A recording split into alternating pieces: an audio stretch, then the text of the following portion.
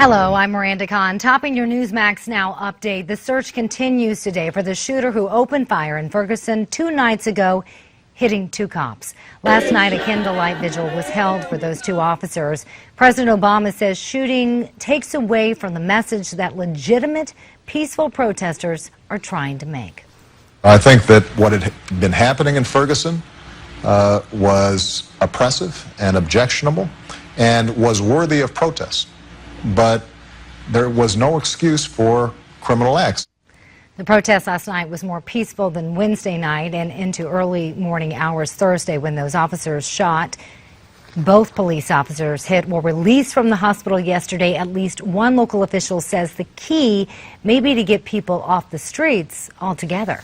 What I really think we need is a curfew. I think that it's unsafe for everybody out here after dark. Not just the cops, but the protesters that really do have peaceful intents. A $10,000 reward is now being offered for any information leading to the arrest of the gunman.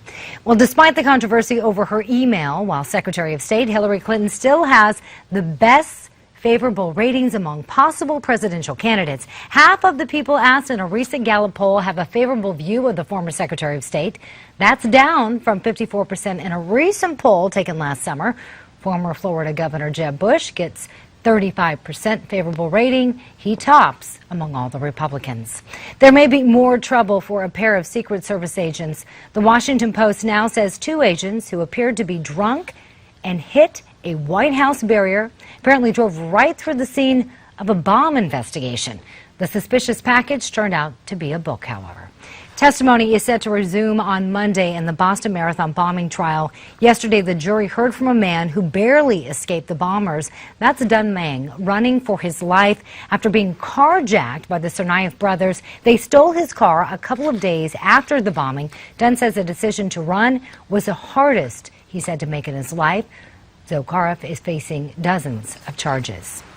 A former producer on the show Survivor has been convicted of killing his wife. Ruth Bressiford Redmond has been in a Mexican jail for the last 4 years after his wife Monica was found dead. Authorities say she was strangled. He's been sentenced now to 12 years behind bars. And actor Will Ferrell trying to play the part of a journeyman baseball player. Some teams made a horrible mistake by cutting me. He spent the day yesterday bouncing from team to team to team in spring training, 10 in all in the Cactus League. By the end of the day, he played every single position. It was all for a new HBO special to raise money for charity. We'll have another update coming your way in 30 minutes.